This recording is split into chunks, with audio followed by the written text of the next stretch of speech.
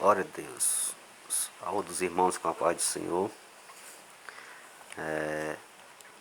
Feche seus olhos e iremos orar em nome de Jesus. Senhor nosso Deus, Pai amado, Pai querido, Senhor, graças te damos, Deus, mais a oportunidade, Pai, a qual o Senhor tem nos concedido, Pai, de estar em Tua presença, meu Deus. Pai amado, Pai querido, meu Deus, que nesse estudo, Pai, o Senhor possa falar profundamente, Pai, aos nossos corações, meu Deus, a todos que estão, Pai, assistindo esse vídeo, meu Deus. Pai amado, Pai querido, meu Deus, que o Senhor possa, Pai, estar abençoando, meu Deus, a cada um, meu Pai, em nome de Jesus, Pai, ser conosco, Pai. Amém. Então, meus irmãos, hoje eu quero apresentar para vocês 14 pontos sobre vitórias financeiras em nossas vidas. Então, nosso primeiro ponto que nós iremos trabalhar é a prosperidade. Então, meus irmãos, de Gênesis e Apocalipse, as Escrituras revelam o plano de Deus, que é abençoar e fazer prosperar o seu povo. Mas antes de experimentar o rompimento de barreiras para a conquista da vitória financeira e a posse das promessas de Deus para a provisão sobrenatural em sua vida, você precisa estar consciente de que a vontade de Deus é que você prospere. Então, esse é o nosso primeiro ponto. O nosso primeiro ponto, nosso segundo ponto, ele fala dando e recebendo. O Eterno é um Deus doador. Ele concede aos seus filhos bênçãos sem limite. Ele estabeleceu leis espirituais para a contribuição que irão influenciar na colheita e o farão experimentar a suficiência da provisão divina em sua vida. Nessa série de comentários você aprenderá as 8 leis espirituais da colheita. E é o nosso estudo que teremos nos dias seguintes. Que iremos estudar 14 leis da colheita em nossos estudos futuros. Então, iremos agora para o terceiro ponto que diz: o ciclo da provisão de Deus. Deus tem um plano de provisão para a sua vida. Quando isso lhe for revelado pela palavra, você entenderá melhor a aliança que estabeleceu com Deus. Não dependerá mais de seus limitados recursos naturais. Haverá um rompimento de barreiras e você passará a viver o ciclo de provisão de Deus. Você passará a confiar em Deus. O nosso quarto ponto, ele diz: provisão de Deus na escassez financeira. Em tempos de escassez financeira, quando as contas vencidas se empilham até parecer impossível pagá-las ou livrar-se delas, quando o dinheiro é pouco e não há renda suficiente para suprir as necessidades básicas da família, quando você sofre a pesada escravidão das dívidas, fomentada pelos espíritos do medo, da dúvida e do desespero, os quais atacam a sua mente. É para esses tempos que Deus promete a provisão, não apenas para você sobreviver ou suprir as suas necessidades, mas para que tenha em abundância e fique plenamente satisfeito. Aqui já nós já temos, irmãos, a questão da fé. Iremos para o quinto ponto: transferência de riquezas dos ímpios para os justos. Eita. Vamos ver o que Deus quer falar para nós sobre essa transferência. Deus revelou que é chegado o tempo em que Ele dará início à transferência das riquezas dos ímpios para as mãos dos justos. Nunca foi intenção de Deus que a riqueza do mundo pertencesse aos ímpios. geração após geração. Vemos as riquezas dos inimigos transferidas para as mãos de Israel, quando Deus lhes dava os despojos de guerra. O povo do mundo armazenou riquezas agora nesses dias finais. Deus transferirá essas riquezas para as mãos do povo que ele preparou para esta hora. Aqui nós já temos não as riquezas desse mundo, mas as riquezas lá no céu, a qual o Senhor tem preparado para cada um dos seus filhos. O sexto ponto ele fala: princípios de poder para o ato de ofertar. Então, vamos lá. Necessitamos de resgatar o que Jesus ensinou com relação às finanças. Ele apresentou um conceito inteiramente novo concernente ao dinheiro e às riquezas do mundo. Ele atribuía ao ato de ofertar uma dimensão que não conhece limites. Chama o princípio de poder. As verdades chaves que ele ensinou para se atingir essa dimensão, porque tal ato exige libertação de poder. Creio que, ao estudar esses princípios, você entrará nessa nova dimensão demonstradas por Cristo. E também nós iremos falar sobre os princípios de ofertar nos nossos estudos futuros. Primeiro serão as colheitas, depois os princípios. Agora iremos para o sétimo ponto, que é os dízimos.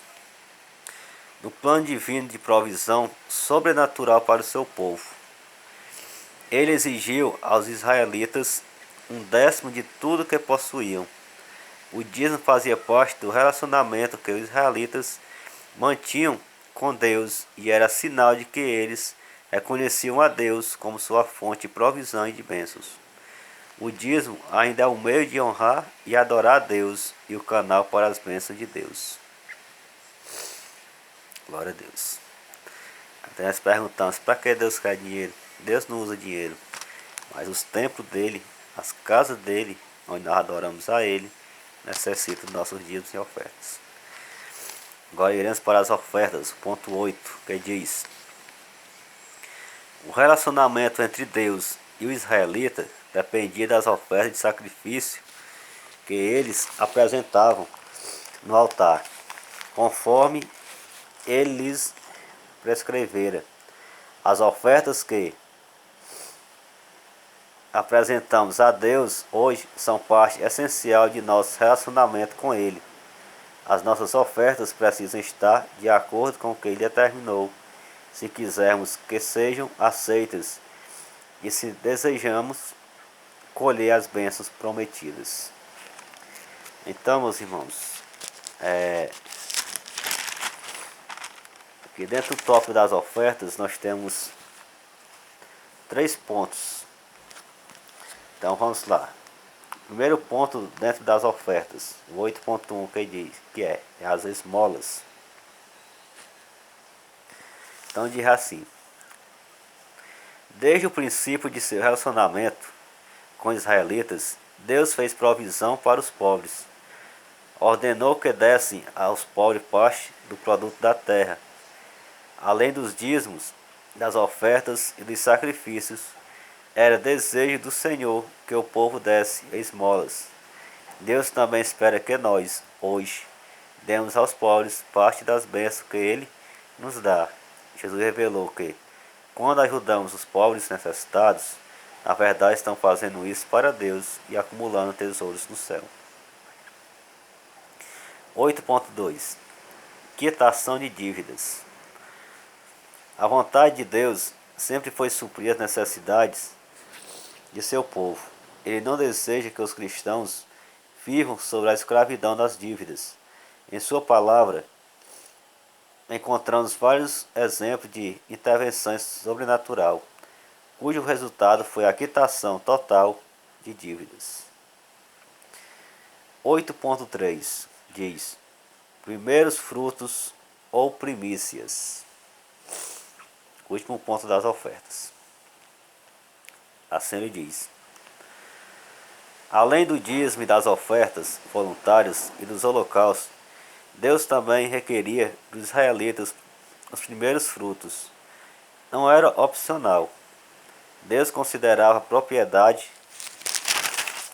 suas, as primícias de tudo, que o povo possuía.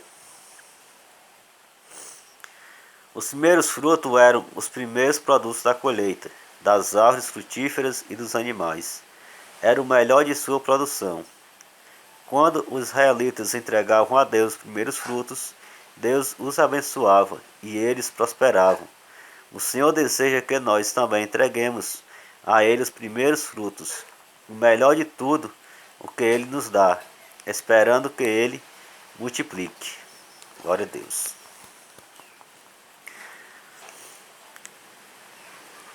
Oito ponto quatro.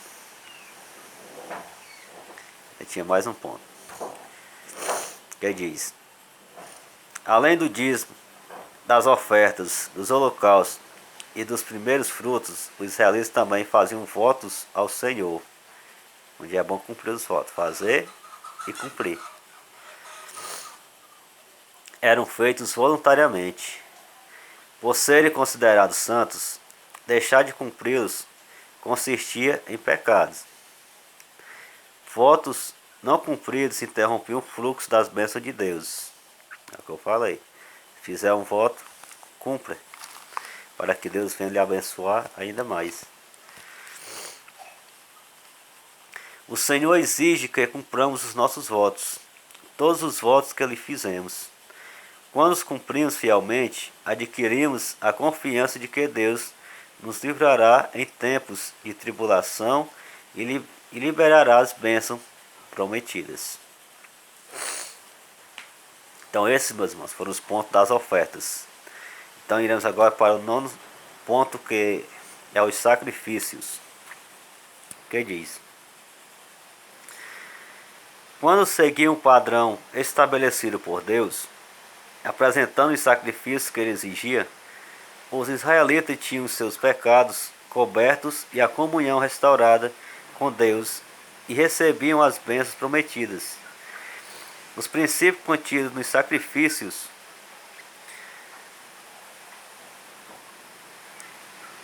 e nas ofertas sob a antiga aliança revelam verdades importantes para a adoração por meio de sacrifícios e ofertas sob a nova aliança. Glória a Deus. Então esses eram os sacrifícios. Então agora nós iremos para o 10º ponto, que fala sobre as festas. Que diz: as festas que Deus estabeleceu faziam parte da sua aliança com Israel e servia para lembrar os israelitas continuamente, ano após ano, da provisão divina na vida deles. As festas revelam as múltiplas bênçãos de Deus e têm significado para os crentes sob a nova aliança.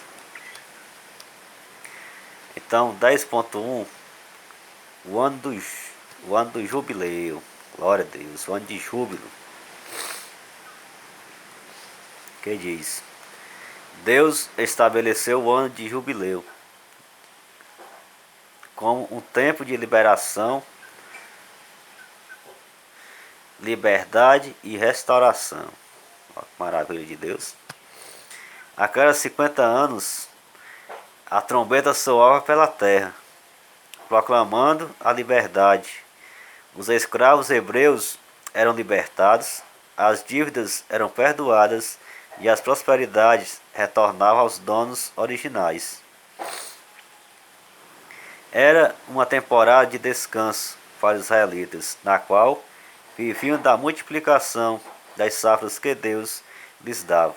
A liberação que ocorria no ano do jubileu tipifica a libertação divina que nos torna livres de toda opressão do inimigo, inclusive das dívidas. É o tempo que Deus determinou para que você receba plena liberação na área financeira e provisão abundante. Glória a Deus. Então agora, meus irmãos, iremos para o 11º ponto, que fala sobre o altar de Deus.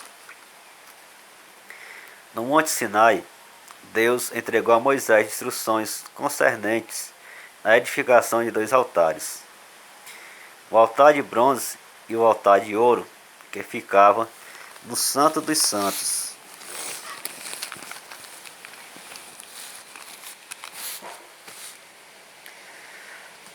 O altar era um local de encontro no qual Deus falava com o homem. O altar era consagrado, ungido com óleo e considerado santo, pois só quem podia entrar lá era o sumo sacerdote. Outro, se entrasse, ele era fulminado, Deus o mataria. O altar no qual adoramos a Deus com os nossos dias e nossas ofertas deve ser santo. A falta de santidade em nosso altar pessoal ou no altar coletivo da igreja ou do ministério impedirá o fluxo das bênçãos de Deus. Glória a Deus, aleluia. Louvado seja o nome do Senhor. Então, meus irmãos, esse é o ponto sobre o altar. Agora é para o 12º ponto, que fala sobre dinheiro. Assim fala o 12º ponto. O seu dinheiro apresenta o seu tempo, os seus talentos, as suas habilidades e o seu trabalho. Seu trabalho duro. Representam o seu suor, a sua dedicação, a obra que Deus lhe designou a fazer. O dinheiro pode ser instrumento de bênção ou de maldição. É nós que decidimos se podemos usar aquele dinheiro para uma bênção ou para maldição. Aleluia. O dinheiro aí traz a vida, mas por causa do dinheiro também traz a morte junto com ele. Então nós temos que correr conforme o desejo do Senhor, conforme a vontade do Senhor. Como usufruiremos desse dinheiro? Como estamos usufruindo? Para a bênção ou para a maldição? Nesse estudo, você considerará a perspectiva do reino quanto ao dinheiro, em contraste com a perspectiva do mundo. E obterá a visão que Deus deseja que você tenha com relação aos recursos financeiros que Ele coloca à sua disposição. Então, indo para o 13º ponto, que fala sobre as riquezas, que diz: Deus é a fonte de sua riqueza, mas Ele não lhe dá apenas condições para a conquista de riqueza, dá também capacidade para desfrutá-las. As riquezas e os bens deste mundo quase sempre trazem em si dores e tristezas. Não proporcionam contentamento genuíno, tampouco paz e satisfação verdadeiras. O povo de Deus, no entanto, tem a vantagem de poder desfrutar do produto do seu trabalho e da abundância da bênção divina. Muitas vezes só queremos trabalhar e não usufruímos do nosso bem, a qual adquirimos. Então, temos que trabalhar e usufruir, e principalmente ofertar e dizimar na casa de Deus, com todo o amor e carinho. Agora, meus irmãos, iremos para o último ponto, que é o 14º, onde fala sobre a pobreza. Assim diz o 14º ponto: pobreza é escravidão. Ela amarra as pessoas, impedindo-as de terem as coisas de que necessitamos. A pobreza leva à depressão e ao medo. Não é a vontade de Deus que você viva na escravidão da pobreza. É hora de Deus acabar com a escravidão das dívidas e da pobreza no meio de seu povo.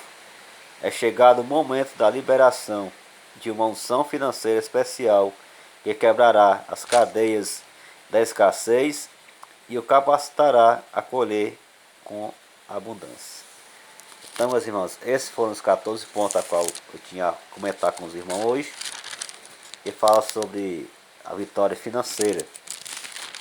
Então, desde já eu quero já deixar para os irmãos nossos próximos estudos, começando a partir de amanhã, se Deus permitir, onde nós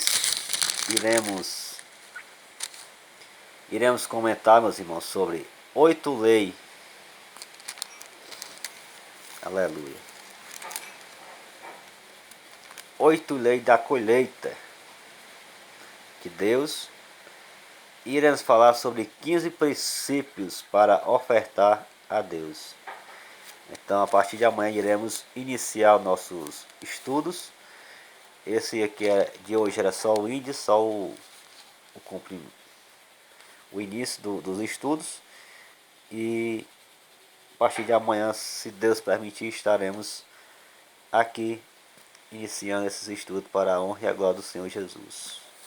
Após esses estudos, iremos ter alguns cumprimentos. Então, quero pedir para os irmãos que vocês deixem seu like, compartilhem com seus amigos e se inscreva no canal em nome de Jesus. Deixe seu comentário para nos apoiar. Amém? Que Deus em Cristo abençoe em nome de Jesus.